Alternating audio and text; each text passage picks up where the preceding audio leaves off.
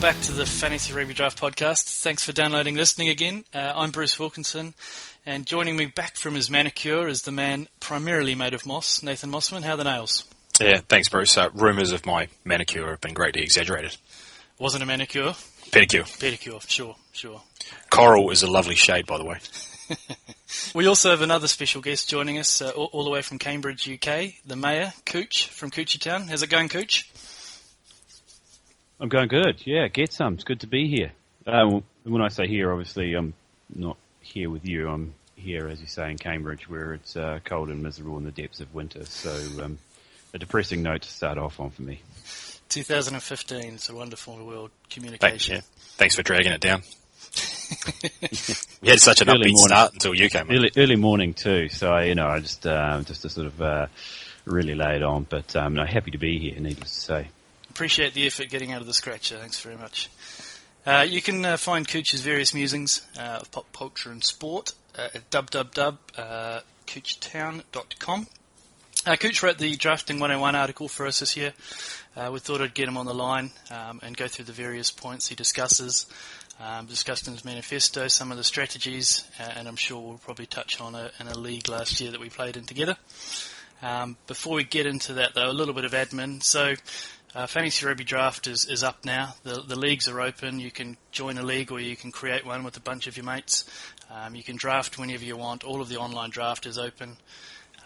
We suggest you probably leave it a little bit later on until, say, end of January, start of February, so that we can have a little bit of a clearer picture on what the South African squads are, and also to see what the lineups might be coming into the pre-season games, and to see if you can second-guess any of the coaches' lineups and which way they might be going. There's still a lot of outstanding questions around and who's playing in certain positions. So it's probably best to leave your drafting as late as possible. But as I say, they're open and ready to join and set it up now, and you can invite your mates and play. You can also follow us on Twitter at Fantasy Rug Draft. That's Fantasy RUG Draft, or on Facebook. Or if you've got any questions that you'd like to send it through in a mail on support@fantasyrugbydraft.com. And correct me if I'm wrong, Kucha, your handle on Twitter is at Kuchartown, Kuchar Town. Correct. No need to correct you on that. That is 100% right. Good. Before we get into the to the article itself, we best get this out of the way. Mossman and I will put our headsets onto mute. You've got 30 seconds to lord the last season championship over us. Well, you know me, Bruce. Modesty is sort of my MO, and I don't like to lord this particular championship over you. But that said, you've asked me to, so I won the final by about 60 points. But it was a nice end of the season to me. I carried my wee trophy with me most places I go. But as you know, I've been rather harshly smited by the fantasy gods in recent weeks, so I've sort of decided that maybe I should keep a lower profile rather than sort of seek to anger them anymore, lest they come and bite me when we get into the fantasy rugby draft season. So for those who don't know, I was it's like I was close enough to sort of taste the prospect of being a three-time two-sport, no less, fantasy champion. It was like, what was Dennehy's name? And Sergeant Sheriff Will Teasel in First Blood, when he says that he wanted Rambo so bad he could taste it. That's how I felt about the three-time fantasy draft champion. I was pretty invested in it, and then as I say, I was absolutely smacked, and now I'm a one sport fantasy champion, so I'm certainly no better off. But so now I'm going to pull my energies into fantasy rugby draft and see if we can't enjoy a little more success and certainly a little bit of fun again this season. Once you sort of get the end of last season, it became I was too caught up in the NFL sort of season, and the sort of fun went out. I was nervous watching games and all this sort of thing. It's really, it makes me a sad loser, I admit, but it shouldn't probably come to that. But I'm going to go back to having fun. Yeah, that's a wise choice, and I think you touched on something there, which is probably the most important part of fantasy, is not to piss off the fantasy gods. as far as I can tell, luck carries quite a significant portion of your fantasy success, as we all know in the NFL. Well, clearly, because clearly it was only luck against me. Nothing to do with my own incompetence or some ill-advised trades I made towards the end of the season. That not an iota to do with my downfall. Luck was purely the problem. That's all right. I'm sure the sacrificing of that testicle will appease the gods. So good work on that. Well, you can sacrifice. What was it? Grant Kiriyama gave Jonah Lomu a kidney. You can sacrifice one of those and go on. So if you got two or something, you probably don't need one. That's true. It functions. So jumping into your article, Cooch, the Drafting 101, it's on the site. If you log in, it's under the tab beside the How to Play. And it's a good article. There's certain strategies and tips around what happened last year, some tips around players and strategies for this year's draft and how to manage Fantasy Rugby Draft. But what were your key elements, Cooch, to Fantasy Rugby Draft success? Well, as I'm sort of on record, and if I could just refer back to last season, I don't want to bring this up, but what happened last season? Sorry, I switched off there for a second. Yeah, sorry, you had to run and grab a cup of coffee or something, but I actually even spelled out what I was going to do before the season, and then sort of promptly went and did it, and obviously ended up winning. So whether it was a little bit of good fortune rather than good management, my strategy I sort of stumbled across was the fact that you want to stack your team with as many goal kickers as possible, for the simple reason that if you've got a full-time goal kicker who is an outside back, they can potentially pick up an extra sort of 10 points a game from week to week, because even you take Izzy Folau out of the equation, I think the top try scorer is about 9 or 10 tries a season. So, that's one every sort of 0.75 game weeks or something like that. My maths isn't fantastic. But the predicting of tries is a very difficult thing to do. Even if you have, Julian Savia is playing a rubbish team like the Lions, you're not guaranteed that he's going to pick up a try or two. So if you can have a guy who's a goal kicker, because the team will invariably score some points and they will invariably kick some goals, that can be a big advantage. And in terms of outside backs last year, I think Jason Woodward was the most obvious example of that, of having that in your team. That's sort of the success that can bring, because he was, if I'm not mistaken, the third highest scorer in all of Fantasy Rugby Draft and the highest scoring outside back. Yep. That's right. And I think even Mrs. Woodward, lovely lady, I'm sure that she is, would not try and claim that Jason was the best outside back in Super Rugby last year. So that's one element, one example of that being a successful strategy. The other is a guy like Nick White, who, again, I don't think anyone would suggest he's the best halfback in Super Rugby, but he kicks goals. I had him on my team last year. I was somewhat fortunate in that Christian Lealiafano got injured. I don't mean to wish Christian any ill will, but his name would suggest he's got the big man on his side anyway, so he doesn't need me pulling for him. But you mean Lealiafano? That's obviously some sort of Polynesian pagan god. He was a 13th disciple. It's not a particularly well-known fact. Yeah, Lealiafano. It's a big name back in biblical times. Oh, right. And he was just cut out of the Last Supper. I didn't see that part of the portrait. It's canvas was pretty hard to come by back in those days, and there was a limited supply. So, do you think it'd be like the school photo where someone wasn't there, and so they have a little insert at the top there? Little inset. Yeah, that might have been a way forward, but the problem was they all sat on one side of the table for dinner. I mean, that just seemed foolish. They should have sat around the table. Then more people could have gotten to speak to each other. It's far more sociable. And Christian Lealiafano would have been in the picture. Possibly would have been in the back of his head, but either way, would have at least would have got a mention, which would seem only fair to me. But you could always take a selfie. Yeah, that might have been. Yeah, you could have started a trend, about 2,000 years earlier than previous. possibly wouldn't have made it any less annoying back in those days, but, hey ho. But, I possibly digressed a little bit there somewhere, but, Nick White, was by far the high scoring, scrum half or halfback, depending on where you went to school, in, Fantasy Rugby last year, and, he also had the highest per week points average.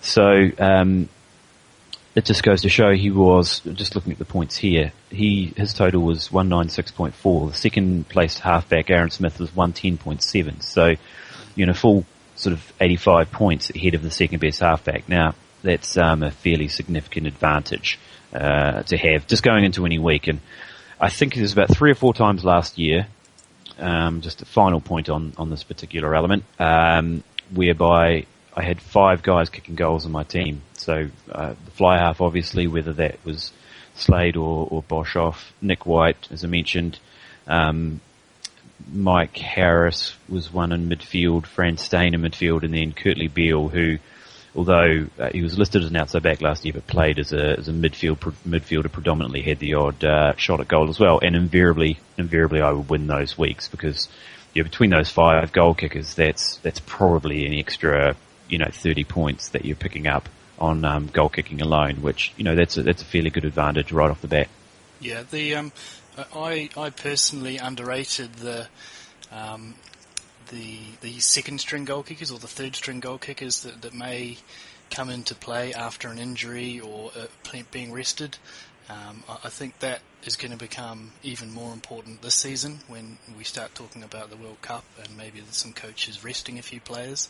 So having the knowledge of knowing if any of the players in the squad actually kick or what the succession line is each of the teams is quite useful going into drafting when you're tossing up between a middle of the pack kind of loose forward or maybe a fifth outside back that only kicks once in a while. I mean, an example of that is a fella, Albert Nakoro on the Western Force. Now, I'm not entirely sure whether he's going to nail down the 15 for the Force, but he certainly, when he was playing for the Chiefs and the Blues, as a little lad, he kicked from quite a big distance, so he might be an example of someone that, if you're trying to look for that middle of the range loose forward, you might want to look at just putting him and stashing him there, and if the cards fall where they do, then just as Kucha was saying, all of a sudden you've got a backline full of goal kickers. Yeah, well, even, if you just have a guy like Nick White and Fran Stain, I suspect are not going to be, not even suspect, I'm very sure they're not going to be the number one, if you will, goal kickers for their respective teams this year. But, both those guys can bring out the driver and really nail it from a distance. So, neither Lea Leofano, I was sort of watching I did a little bit of research for this at least. I went back, I had a Force game on my, sort of DVR or whatever, and I watched a bit, yesterday, a Brumbies game, a Brumbies v Force. It was the last game to get into the playoffs, and Lea Leofano was back at that point, and he was the number 1 goal kicker, although not doing a particularly good job of it must be said. And Nick White, I think, sort of beyond the 10 metre line, he was the guy that was kicking, and, so that's sort of, depending on where on the park it is, I mean, 40 metres a straight shot, obviously, but if you're, a little bit outside 45 metres, well, that's not a particularly big kick, and Nick White was taking those. Now, there could, within any sort of game, and Fran Stain obviously can extend that distance, back another 15 metres, potentially. His percentage won't be especially high, but there's no points for percentage in Fantasy Rugby Draft, so that's not an issue. And, they, even if they pick up an extra, 5 points a week, a couple of pens, and Nick White's a guy who generally plays, unless the team's well ahead, he generally plays the 80 minutes. He's not, most halfbacks get substituted. If Lea Leofano goes off, you might pick up a late conversion or something like that as well. So if it's an extra 5 to 6, points they're picking up, that can really help your team out. The other strategy I had, which I'll touch on far more briefly, it's just sort of picking up guys where they have a little bit of added value. So a way you could do that is if you have a player who's perhaps listed as a midfielder, but plays a lot in the outside backs. Rob Horn, I think, was probably a good example of that last year. Because as would be, Mossman, I know you've touched on this in previous podcasts, is that the outside backs, they pick up a lot of cheap or easy running meters because they're running back kicks and that sort of thing that you don't normally get in the midfield. So that was, there's sort of a bit of, I think financial investors call it arbitrage, is that correct? Where, there's a few, you can pick up a few extra points just because of that sort of discrepancy in where he's listed and where he's playing. And another thing is a guy that can fill in different positions. So one I had in mind last year, I didn't actually get him in the draft, but was Francois Hucart at the Bulls, who nowadays is predominantly a scrum half and listed as a scrum half. Sorry, should I say halfback for our Southern Hemisphere audience. But ends up playing a little bit on the wing, even if it's just to at the end of a game instead of subbing him off completely. They might bring on a backup halfback and shift him out to the wing, or he might start 1 or 2 weeks on the wing, which presumably will help try scoring stats, but will most certainly help in the meters gain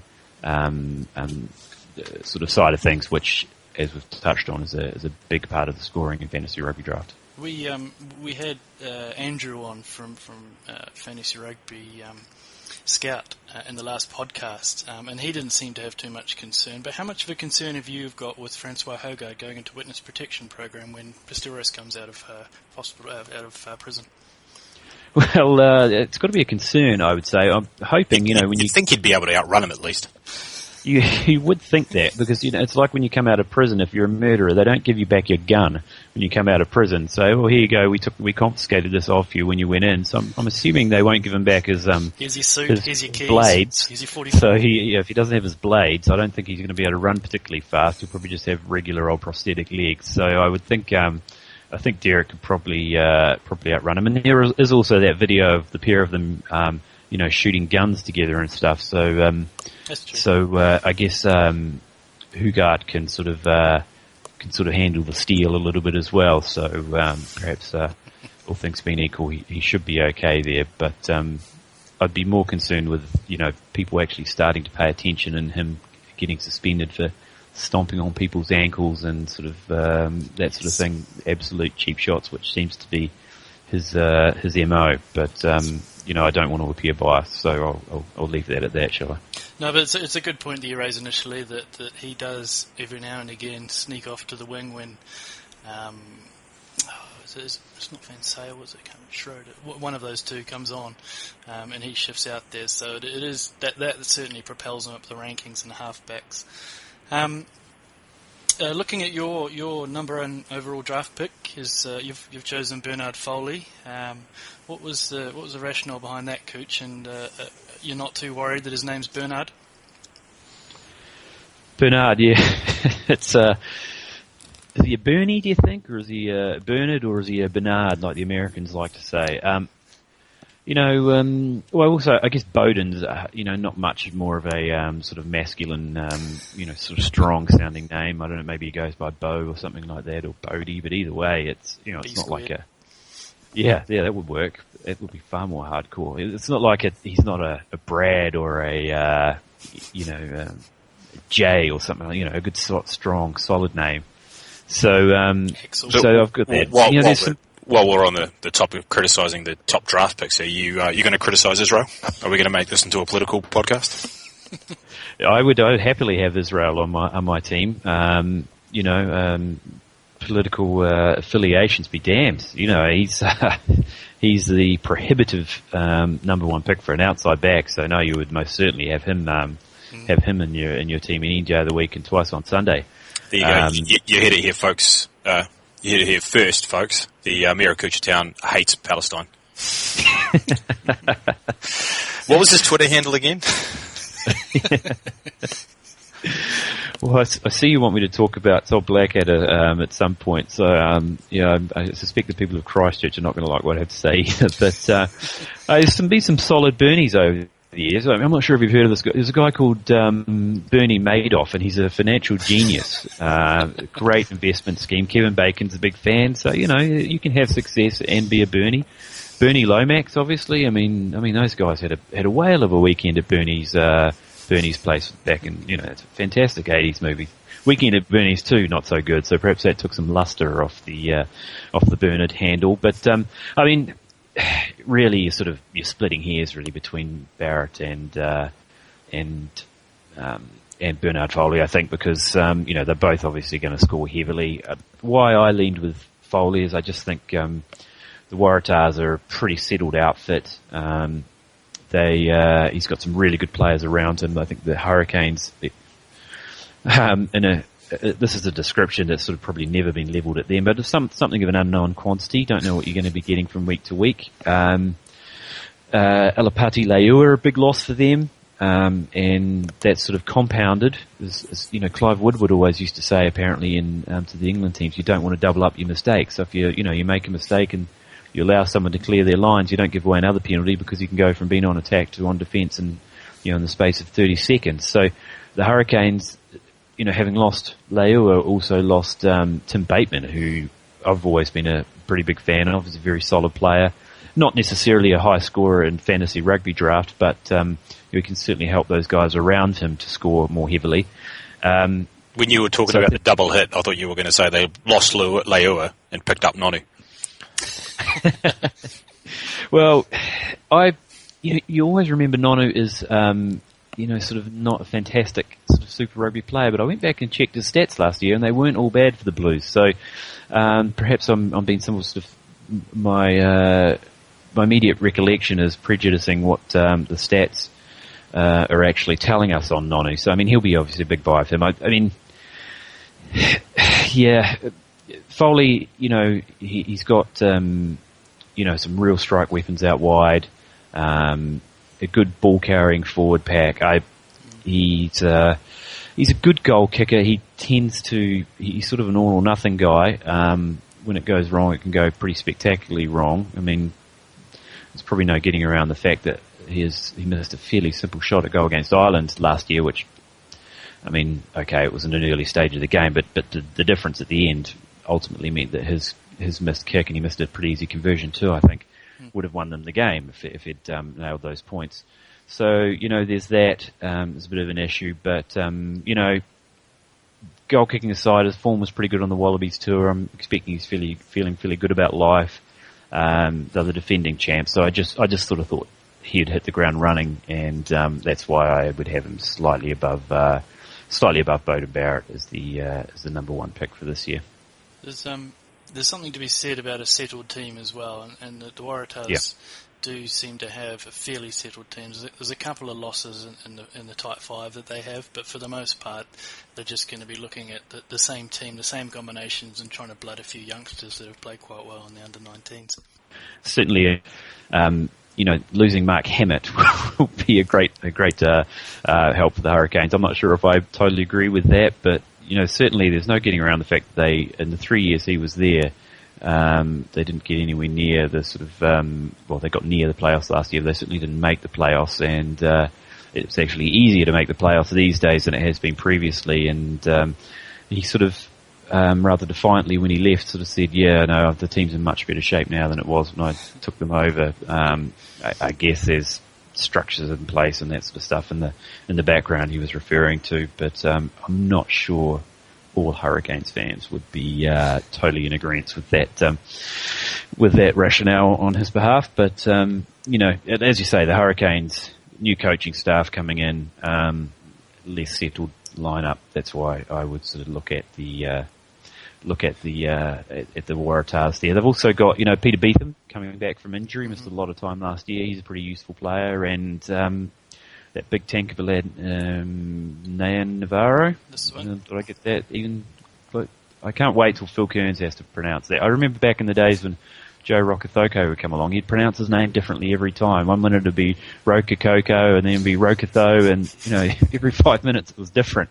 Yeah. You think you could get it wrong? You would get it wrong, one way, and then just stick with your one incorrect pronunciation. But by all accounts, and Reg sort of certainly gave him some pretty big raps in the NRC. That he's been sort of tearing up stumps and that sort of thing. So coupled with that, it's a fairly star-studded backline they have there. I mean, just to ask the question, would Rob Horn even start. He played pretty well last year. So you've got good guys that are going to be on the bench. You're in a pretty good state, and that all goes to helping Foley get more kicks at goal. Pick up a few more tries, it's likely, and maybe he can get on the end of a movement and run a few in himself as well. So, and if defenders are keeping an eye on everybody else, well, that opens up gaps for other people. Yeah, it does. So you touched on it briefly as well with Black Todd Adder. So moving on to the beaten finalists, are you any wiser to what goes on in Todd Blackadder's head? And do you have any insight or any thoughts on what the positions 10 through 13 might be for the Crusaders? We've had a bit of a shot at it, but just not clear at this stage how it's going to play out. Well, I'm not living in New Zealand at the moment, so I guess I'm not going to endear myself to any people in Christchurch. But I'll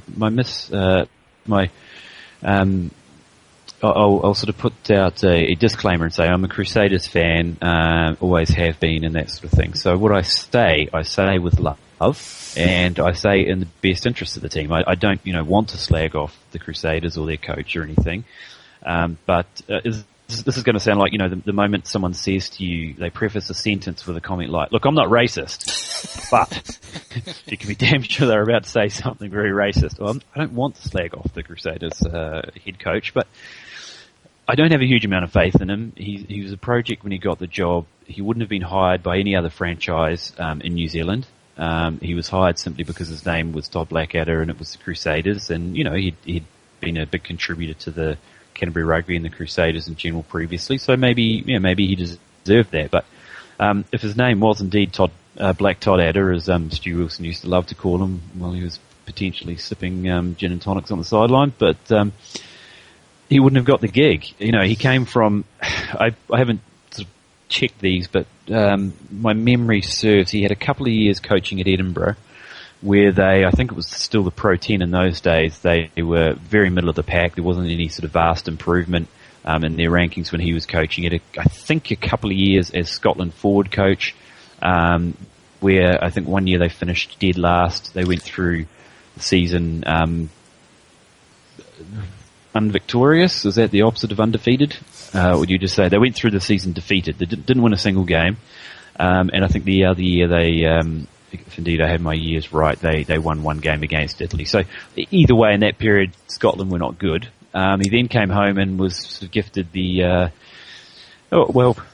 was applied for and won in a fair competition, I'm sure. The Tasman Marco's head gig, but that was sort of a director of rugby role. So how much hands-on coaching he had there, I'm not entirely sure. That's just for New Zealand listeners, and that's a sort of a European or English rugby construct where they have a director of rugby he's sort of a hybrid GM and head coach. If in an American football context, I guess a football manager is probably a better an apples for apples comparison, where he's sort of maybe doing a bit of coaching, but perhaps he's got his eye on a lot of the wheeling and dealing as well. So, how much coaching he was doing then, but the point being, when he got the job, he hadn't had any success as a coach, and he was a bit of a project. Now, I'm sure he's a better coach now than he has been previously. I'm not sure he's going to lead them to the promised land anytime soon. I mean, let's be honest, he took over a team that was the best team, the champions the previous year.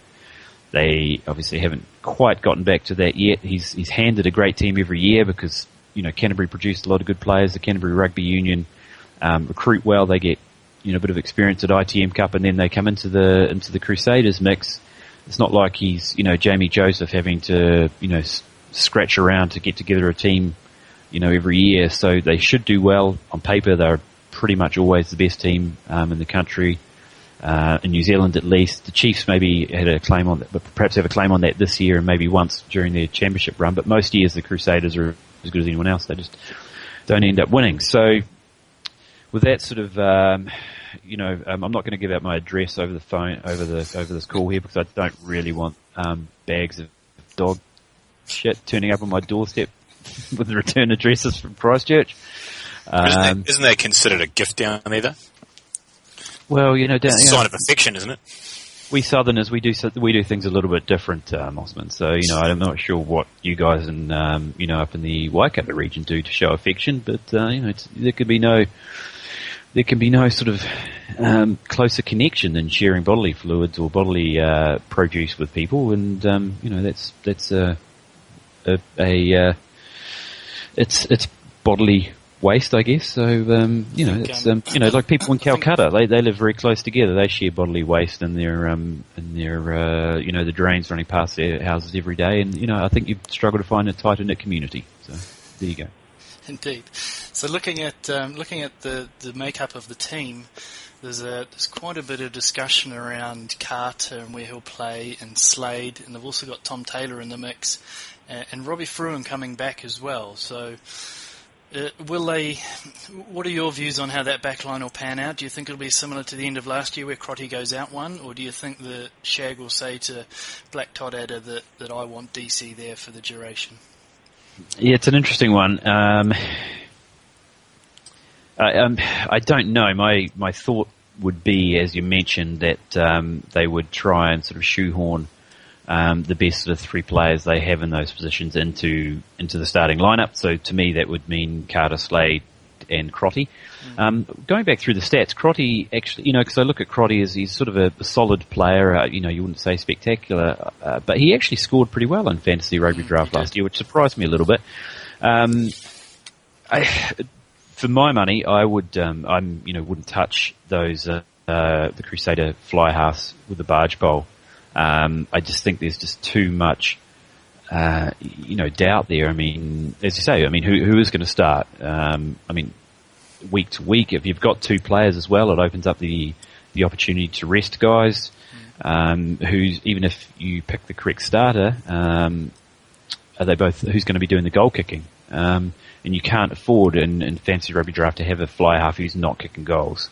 Yep. And I said this. I had Slade in my team last year. I picked him up fairly early on, and I sort of, to paraphrase Rod Tidwell, I rode his ass like Zorro and all the way to the final, and he did indeed show me the money. So I thought he was the best New Zealand number 10 in the competition last year by the end of the season. I think Mossman's just thrown his headset away in disgust at the moment and stomped into the other room. But that was my view. Yeah.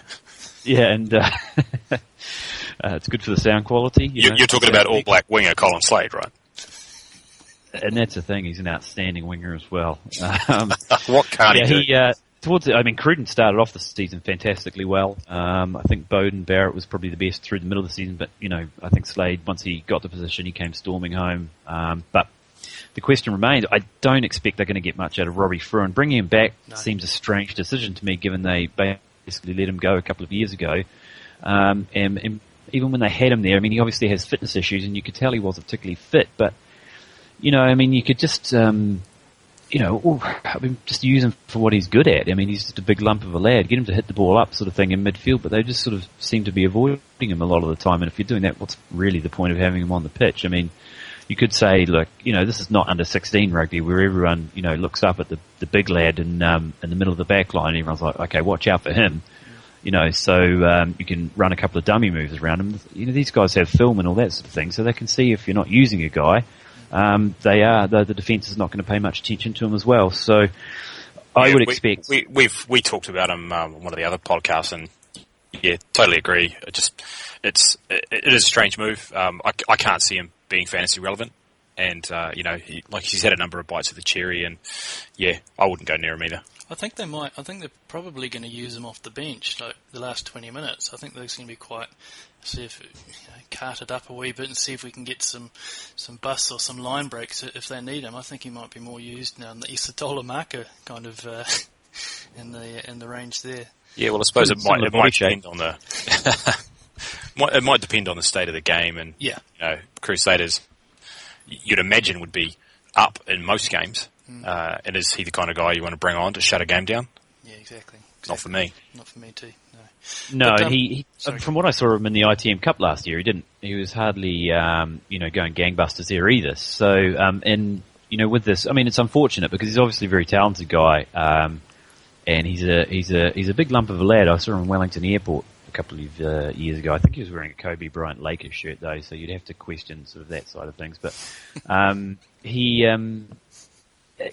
obviously going to have these fitness issues. He's never going to be a guy who can really get around the park and really put forth.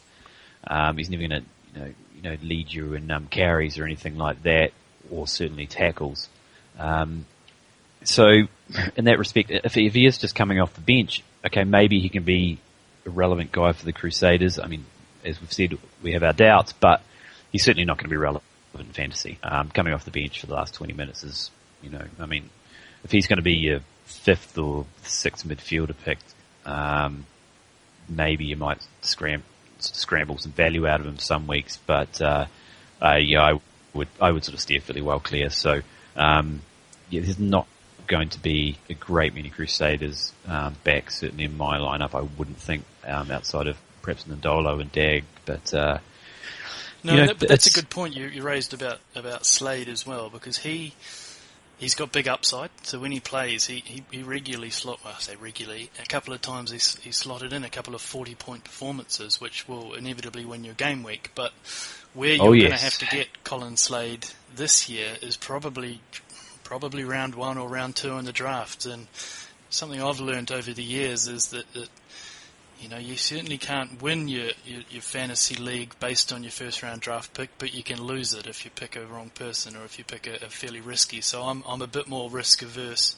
in the first round and want to go for something that's a bit more of a point scorer or something that's a bit more of a sure thing. And certainly having that doubt around Dan Carter and Colin Slade, just for me, let someone else take him.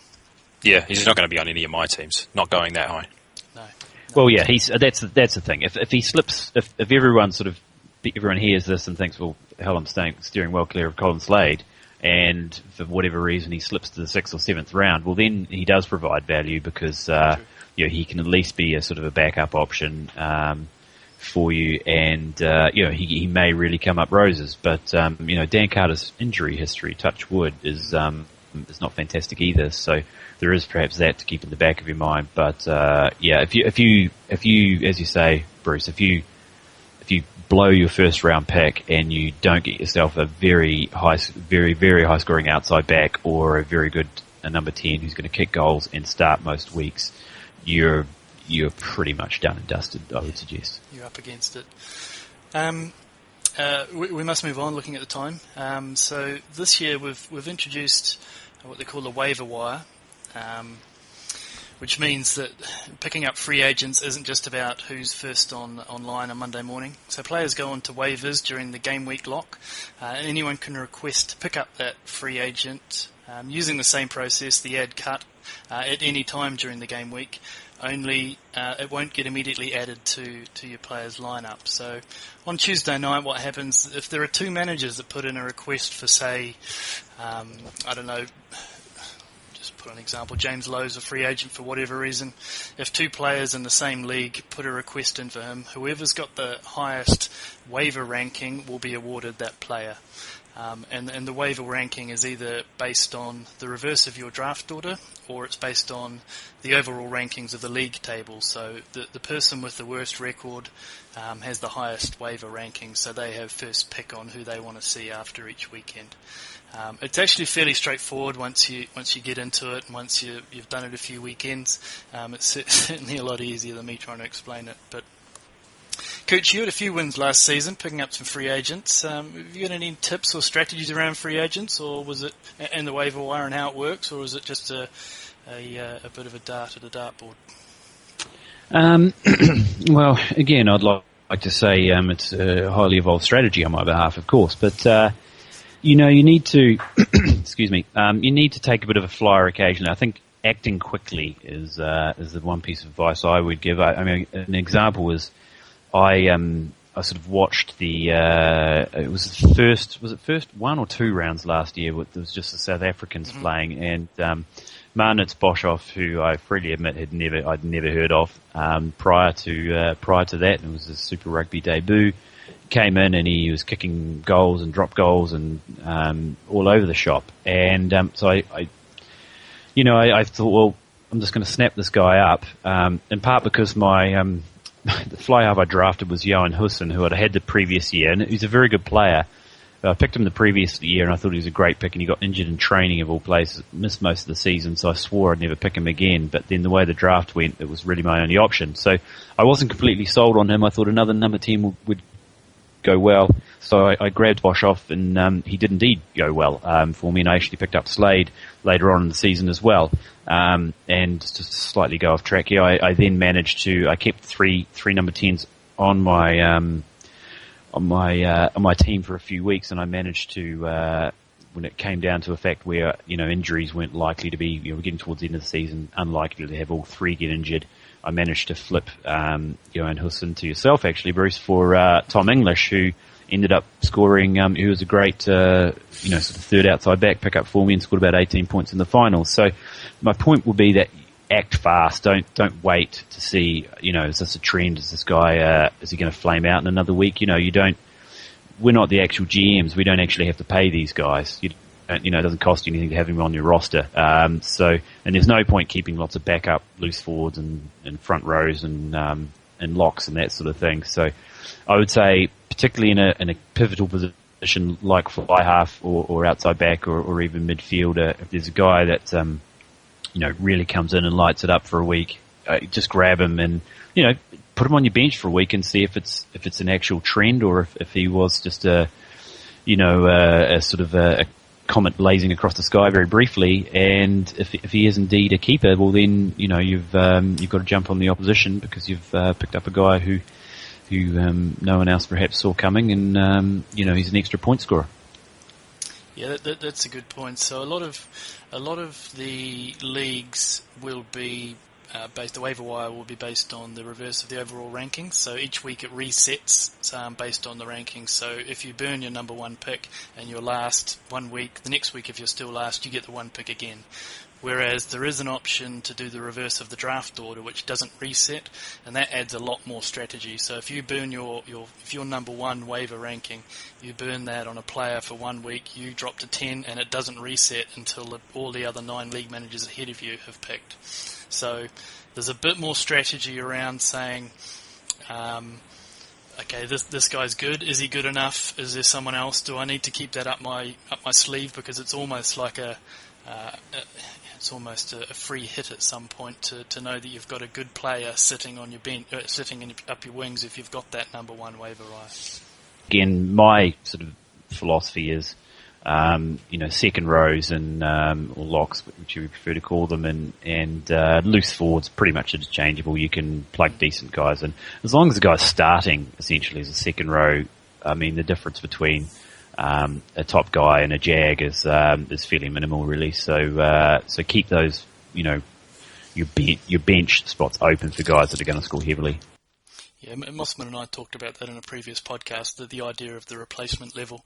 And there's enough attrition at the loose forward and the lock position for resting or injuries or doing really stupid things on the field that you can pick up someone off the waiver wire or pick up a free agent week in, week out just to slot him into your team, and you don't necessarily need to carry that extra spot. So I think now that we know a little bit more about the scoring and how it makes up, I think even though there are only 6 spots, I think your point's quite valid, that you can afford to just pick up an outside back or a fly half or even midfield and just stash him on your bench. I think that's something that all managers should look at doing.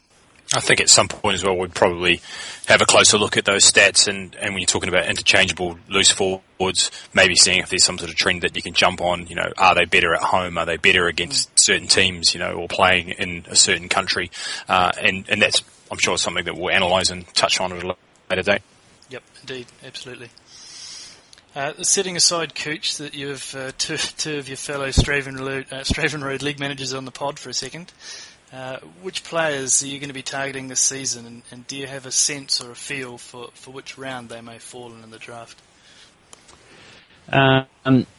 Yeah, well, I suppose, as I say, I called my shot last year and just sort of went with that and then ran with that strategy thereafter, which perhaps goes to show that no one bothered reading the draft manifesto, which I can hardly blame them for. But I think this year a guy I thought was perhaps undervalued in the rankings was Kirtley.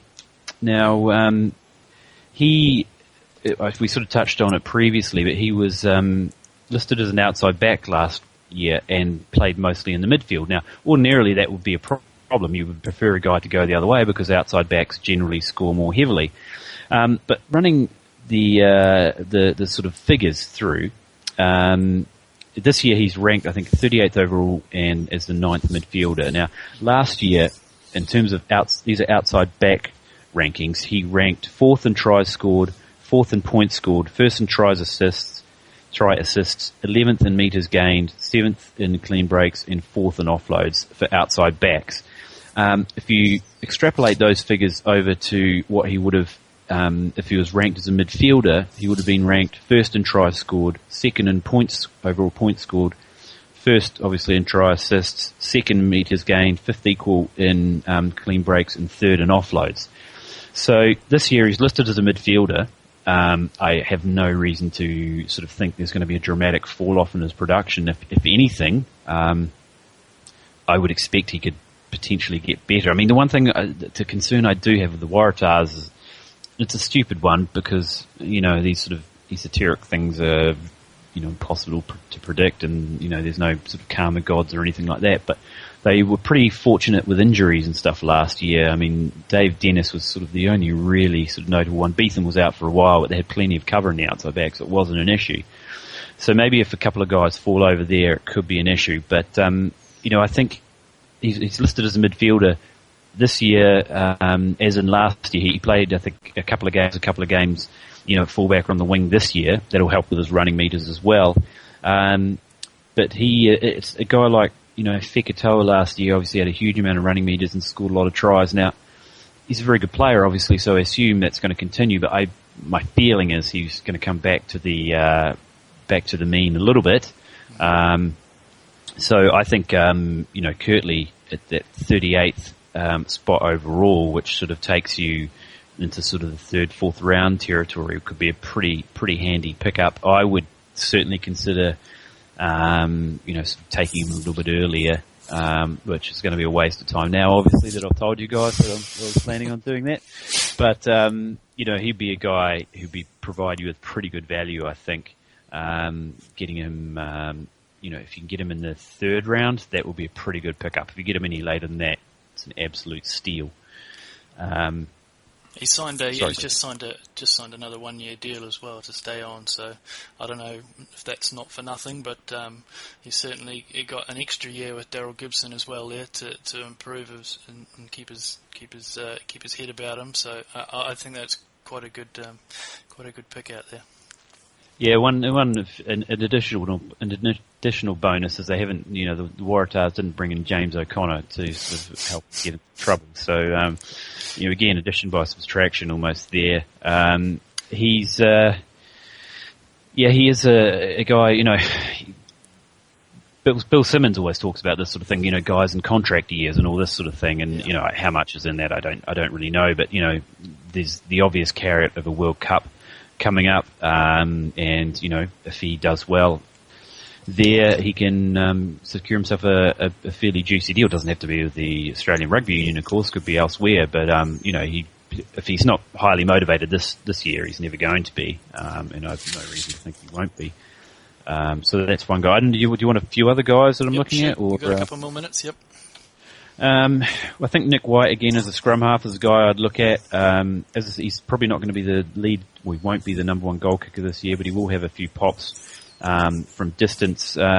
He's not a big try scorer and had one try last year, but he did lead halfbacks in try assists, so there's that. Doesn't pick up a lot of running meters, but he's pretty good on offloads, and if he kicks from distance, can pick up an extra couple of kicks there, he'd be a key guy, I think. Francois Hugard would be another scrum half I would look at grabbing.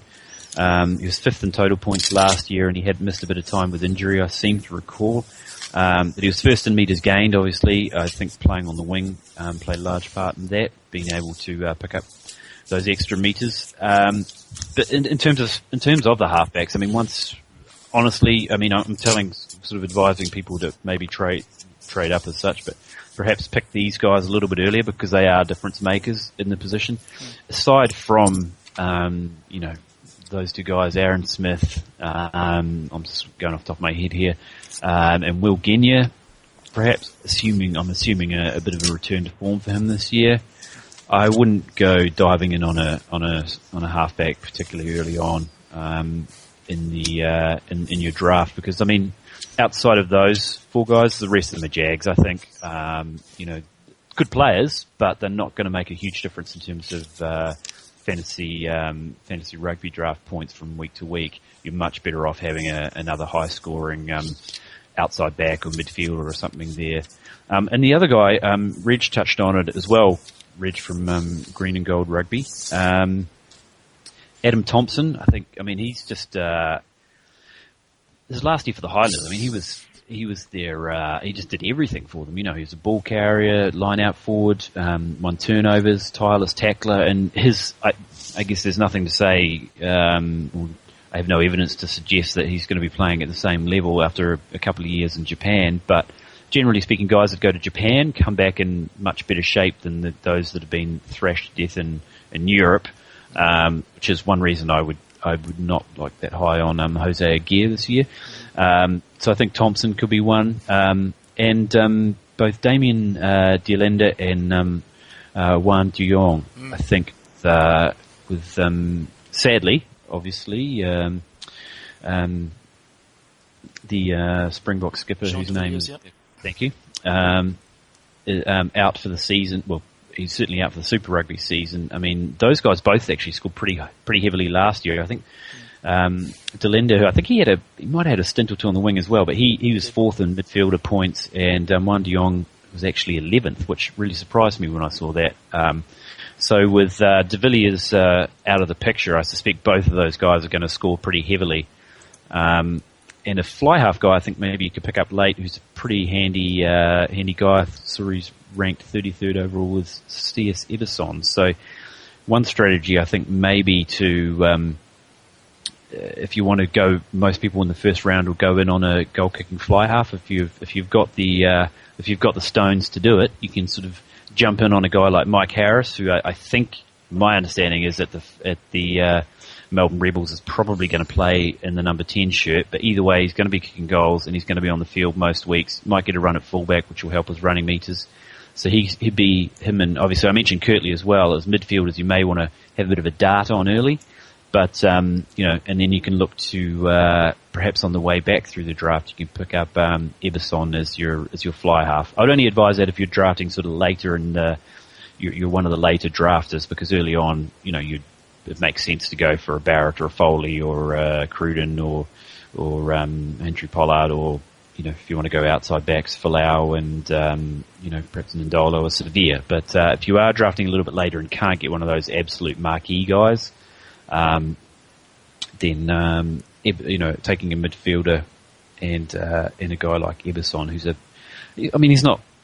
not setting the world on fire any week, but he's a pretty consistent scorer in fantasy. I think he was like 5th, 6th highest scoring fly half last year, and no sort of reason to believe he won't be as handy again. But it's just the thing, you can't afford to have a Jag as your fly half. You need Jag, but just another guy. You can't afford to have just a run-of-the-mill guy. You need to have a guy kicking goals and doing it consistently. There's only 15 of them start every week, so make sure you get your hands on a decent one.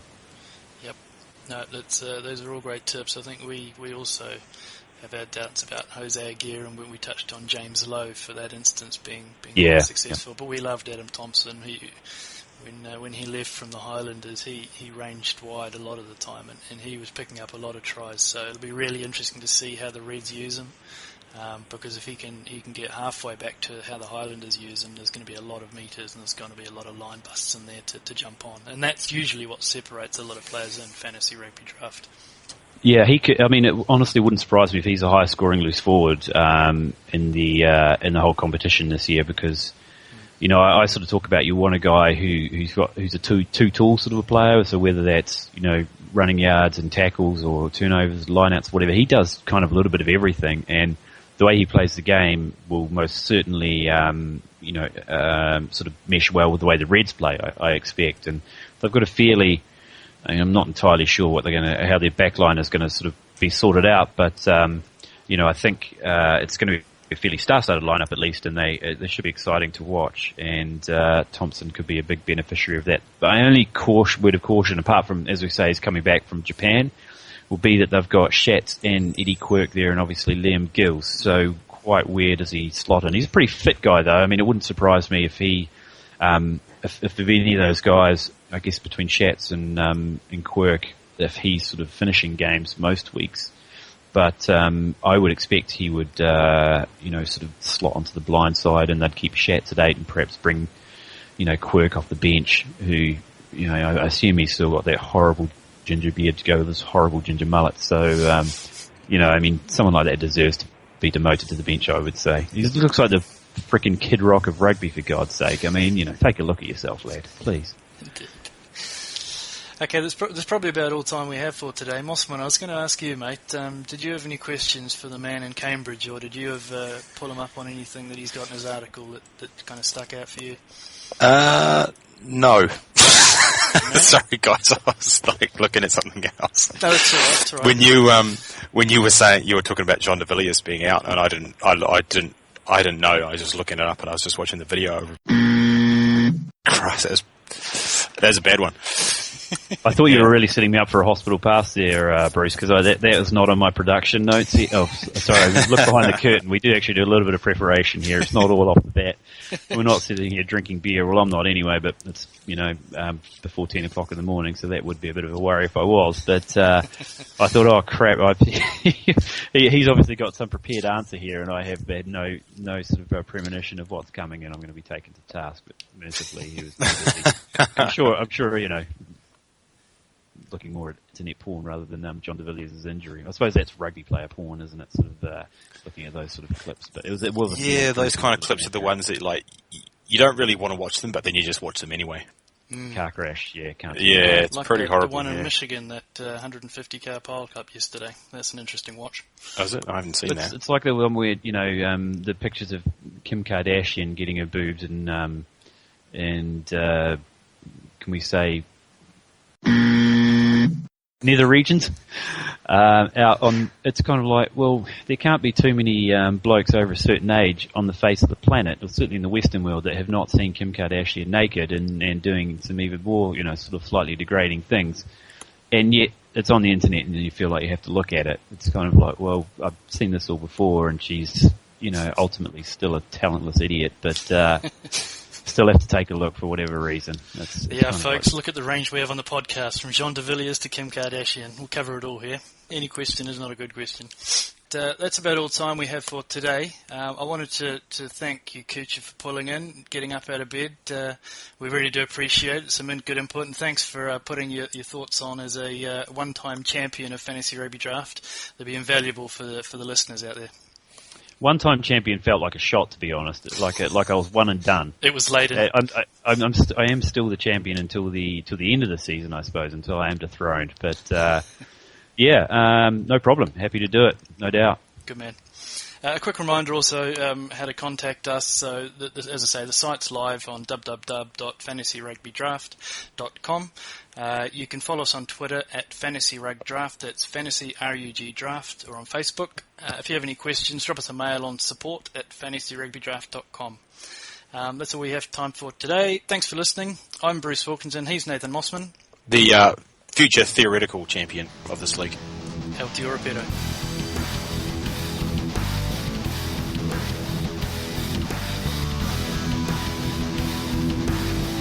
What a bust here by Christian Cullen.